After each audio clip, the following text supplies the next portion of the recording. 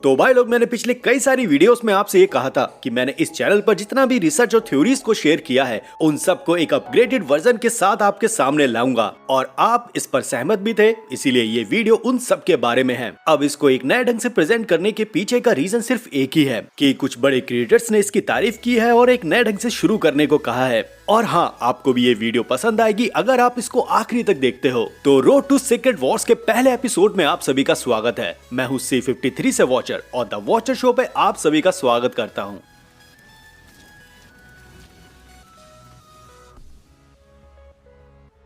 तो जब ह्यूमेंस ने पहली बार सेक्रेट टाइमलाइन को बनाया तब उसने कुछ टाइमलाइंस लेकर अपने आप को आइसोलेट कर लिया मल्टीवर्सल वॉर से। इस चीज की वजह से ह्यूमेंस ने कई सारी प्रॉब्लम को सॉल्व कर लिया था, लेकिन टेम्पोरल लूम वाली प्रॉब्लम अभी भी प्रेजेंट टाइम में है। फिलहाल इस आइसोलेशन से ह्यूमेंस कैंग को तो रोक ही रहा था, साथ ही वो डॉक्टर डूम से इस टाइमलाइन को प्रोटेक्ट भी कर रहा था, क्योंकि जब 2021 में अवेंजर्स द कैंग डायनेस्टी पर प्लान चल रहा था तब डॉक्टर डूम के लिए भी कई बड़े प्लान थे। इनमें से एक तो ये ही कि अगर हमें अवेंजर द कैंग डायनेस्टी देखने को मिलती तब भी हमें RDJ डॉक्टर डूम देखने को मिलने ही वाले थे। मतलब आप इसे ऐसे भी समझ सकते हो कि जब कैंग की कहानी को दिखाना था तब भी RDJ डॉक्टर डूम की कहानी को लिख दिया था। जाहिर तौर पर ये दोनों बहुत बड़े लेवल पर कनेक्ट होने वाले थे। अब चीजें अलग हो गई हैं और जोनाथन मेजर जितने भी कैरेक्टर्स को प्ले करते थे उनका स्क्रीन टाइम बहुत ही कम हो जाएगा। और इधर मैं जोनाथन मेजर की दोबारा बात इसलिए कर रहा हूँ क्योंकि मुझे अभी भी भरोसा है कॉमिक कॉन पर, और मुझे उम्मीद है कि हमारे Jonathan Major AKA Kang the Conqueror इनसे रिलेटेड एक बड़ी अपडेट हमें इस साल कॉमिक कॉन में देखने को मिले।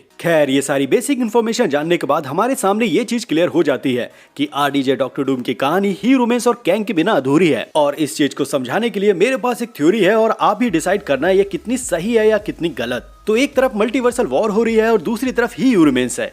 ह्यूमेंस को मल्टीवर्सल वॉर रोकना है, इसलिए वो इस नतीजे पर पहुंचा कि उसने कुछ टाइमलाइंस को चुना और उसको आइसोलेट करके अपना एक TVA और एक सेक्रेट टाइमलाइन वाला फंडा बना लिया। मल्टीवर्सल वॉर को एंड भी कर दिया। लेकिन असल में यहाँ इस मल्टीवर्सल वॉर का मतलब क्या है? तो ये पहला वो इवेंट है जहाँ पहली बार सीक्रेट वॉर्स हुआ था, और ये पिछला वो मल्टीवर्स था जहाँ कैंग का हर एक वेरिएंट अपनी टाइमलाइंस पे मौजूद था। जैसे ह्यूमेंस ने बताया कि कैसे वो अपने ही वेरिएंट आपस में एक दूसरे से मिले, और धीरे धीरे ये मिलन एक चरम सुख मल्टीवर्सल वॉर में बदल गया। और इतिहास गवाह है कि हर एक सीक्रेट वॉर्स में डॉक्टर डूम हमेशा से ही मौजूद रहा है, इसीलिए वो पिछले इस मल्टीवर्सल वॉर में भी था और इस प्रेजेंट टाइम के मल्टीवर्सल वॉर में भी है। खैर, जब मल्टीवर्सल वॉर एंड हुआ और ह्यूमेंस जब सेक्रेट टाइमलाइन को टेम्पोरल लूम से बुन रहा था तब ह्यूमेंस के पास कई सारे ऑप्शन थे, जैसे टाइमलाइंस पर किसको रखना है, किसको नहीं रखना है, कौन से इवेंट होने हैं और कौन से नहीं होने हैं। ये समझते हुए ह्यूमेंस ने अरबों साल बिताए और इन सब के लिए एक डाटा इकट्ठा किया गया और बना TVA। और हाँ, हर बार ये टाइमलाइन उस भार को नहीं सह पाती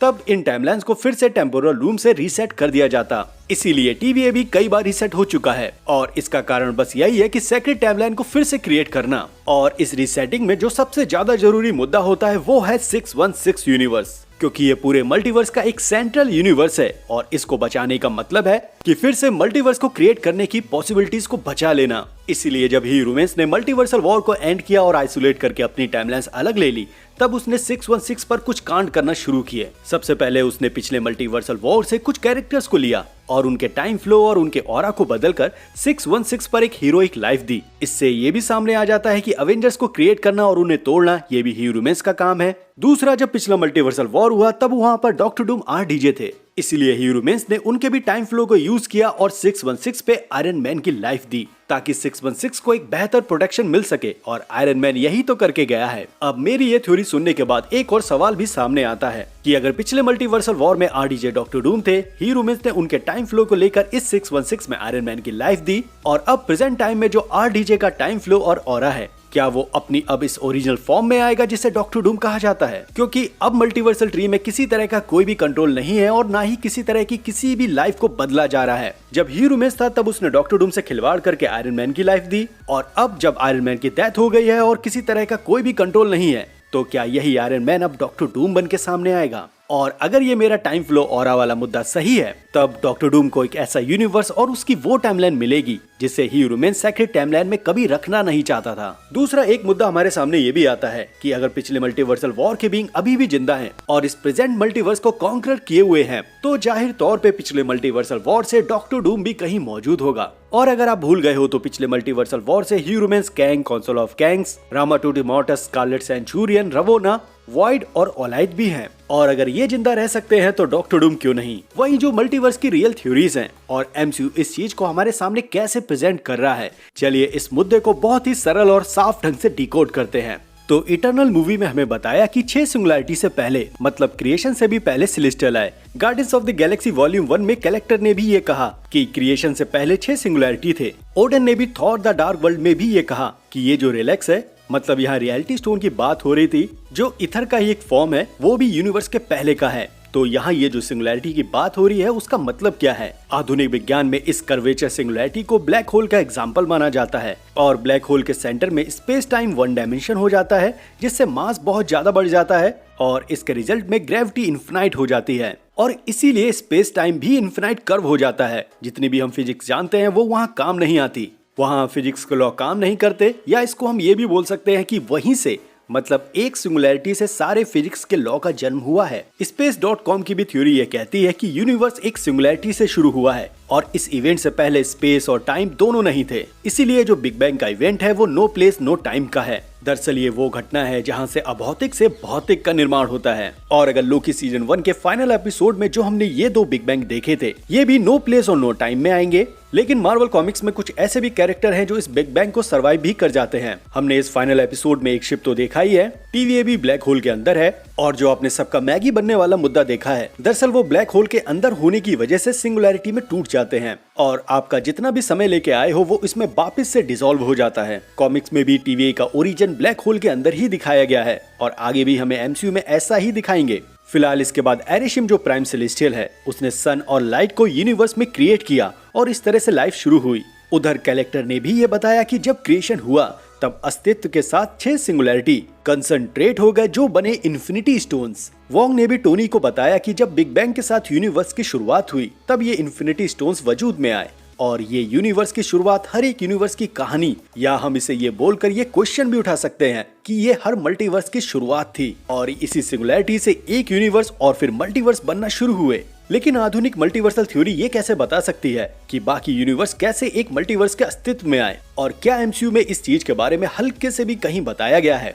तो इसका आंसर हमें मिलेगा स्पाइडरमैन फार फ्रॉम होम से, जहाँ मिस्टीरियो कहता है कि वो मल्टीवर्स से आया है और इधर पीटर का रिएक्शन देखने और सुनने लायक होता है। पीटर कहता है कि मल्टीवर्स, क्या ये सच में है? मुझे लगा कि बस ये थ्योरेटिकल है, और अगर ये सच है तो ये हमारी इनिशियल सिंगुलैरिटी की समझ को पूरी तरह से बदल के रख देगी। और हम यहाँ इंटरनल इन्फ्लेशन सिस्टम की बात कर रहे हैं। पीटर ने जब ये मिस्टीरियो से कहा तब हमारे समझ में ये बिल्कुल भी नहीं आया, लेकिन कुछ जानने के बाद अब ये सारी चीज क्लियर हो रही है कि इंटरनल इन्फ्लेशन सिस्टम आखिरकार है क्या। तो ये सिस्टम और उसका मॉडल बताता है कि फिजिक्स के जितने भी लॉ हैं वो सभी माइक्रोस्कोपिक हिस्ट्री को अनंत मल्टीवर्स में अनंत बार दोहराते हैं। साफ शब्दों में अगर ये बोलूं तो ये वो चीज है जहां ये बताया जा रहा है कि मल्टीवर्स हमेशा जन्म लेगा मरेगा, जन्म लेगा मरेगा, और ये अनंत बार चलता रहेगा। और इसीलिए अब MCU के अंदर कई मल्टीवर्स की बात हुई है और कई सारे मल्टीवर्स बनना, क्रिएट होना, इसको भी क्लियर कर दिया गया है। अब ये सामने आने के बाद एक क्वेश्चन ये भी हमारे सामने आता है कि हमने जो यूनिवर्स देखे हैं एनिमेशन में या doctor strange multiverse of madness में, उन सब का अस्तित्व कहाँ है? तो इनका आंसर भी हमें इन्फिनिटी सागा में मिल चुका है। हम जानते हैं कि इन्फिनिटी स्टोन अस्तित्व को पूरी तरह से कंट्रोल करते हैं और इनमें से हर एक स्टोन के एक छोटे से बदलाव के कारण पूरी तरह से उनका यूनिवर्स बदल जाता है। रियलिटी स्टोन जिसको यूज किया था थैनोस ने ड्रैक्स पर और वो क्यूब में बदल गया, वैसे ही हमने डॉक्टर स्ट्रेंज मल्टीवर्स में एक यूनिवर्स क्यूब वाला भी देखा। मतलब उस यूनिवर्स में एक छोटा चेंज हुआ होगा और सभी लोग क्यूब में चेंज हो गए। ऐसे ही अगर इस 6 सिंगुलैरिटी में बदलाव होते हैं तो पूरा यूनिवर्स भी बदल जाता है। तो यहाँ ये साफ हुआ कि ये जो 6 सिंगुलैरिटी है जिसको हम इन्फिनिटी स्टोन्स कहते हैं, उनमें एक छोटे से बदलाव से पूरे यूनिवर्स को बदला जा सकता है। सेम चीज अर्थ 838 पर भी लागू होती है, जहाँ प्रेजेंट टाइम में 2021 चल रहा था और MCU में 2024 चल रहा था। 838 एडवांस भी था और वहाँ फैंटास्टिक फोर, एक्समैन, इनह्यूमंस और अवेंजर्स जैसे भी सुपर हीरो थे। दूसरी तरफ जब एंड गेम में विडो कहती है थैनोस से कि स्टोन्स किधर हैं, थैनोस कहता है gone, reduce two atoms. Stone को नष्ट करने के लिए स्टोन्स का यूज किया। मतलब यहाँ स्टोन्स गए नहीं हैं, वो वैसे ही काम कर रहे हैं, लेकिन अब वो एटॉमिक लेवल पर हैं। या हम इसको ये बोल सकते हैं कि जो हमने 6 सिंगुलैरिटी की बात की है वो अपने ही उस फॉर्म में वापस चले गए हैं, और जो इन सिंगुलैरिटी ने एक ठोस फॉर्म लिया था जिनसे उन सबको भी कंट्रोल किया जा सकता है, वो अब इस यूनिवर्स में कोई नहीं कर सकता सिवाय टाइम ट्रेवल की मदद के बजाय। वही 616 की ये 6 सिंगुलैरिटी जो अस्तित्व से भी पहले थे, अब वो अपनी ही उस ओरिजिनल फॉर्म में पहुंच चुके हैं और कैसे भी अगर मल्टीवर्स बार बार खत्म होता है और 616 भी मिटता है, तब भी 616 के अस्तित्व को वापस से लाया जा सकता है। और इसके पीछे का मास्टरमाइंड है ह्यू रिमेंस, क्योंकि वो सब देख चुका है और वो सब कुछ लिख चुका है। दूसरा, हम इसे ऐसे भी बोल सकते हैं कि सब कुछ मिटने के बाद आखिरी में 616 ही रहेगा। और अगर 616 भी नष्ट हो जाता है इनकर्जन या फाइनल मल्टीवर्सल वॉर की वजह से, तब इस अर्थ की जगह एक बैटल वर्ल्ड क्रिएट होगा, इस उम्मीद से कि मल्टीवर्स को फिर से रिस्टोर किया जा सके। 616 को लेकर मैं ये चीज कई बार पहले भी बता चुका हूँ कि 616 सेंट्रल यूनिवर्स है पूरे मल्टीवर्स का, और मल्टीवर्स में जितनी भी ब्रांच टाइमलाइन और दूसरे यूनिवर्स क्रिएट हो रहे हैं वो 616 की पॉसिबिलिटीज से ही बन रहे हैं। और ऐसे ही इन्फिनाइट पॉसिबिलिटीज के साथ 616 के दोनों लेफ्ट और राइट की तरफ कई सारे अर्थ क्रिएट हो रही हैं। और ऐसे ही किसी एक अर्थ पर इनकर्जन शुरू हुआ और इससे ये पूरे मल्टीवर्स में ऐसा बढ़ता गया। अब ये इनकर्जन रुकेगा नहीं तब तक जब तक ये सभी अर्थ को खत्म न कर दे, और इसीलिए ये इनकर्जन कोने से शुरू होकर सबसे लास्ट में धीरे धीरे पहुंचता है 616 पर।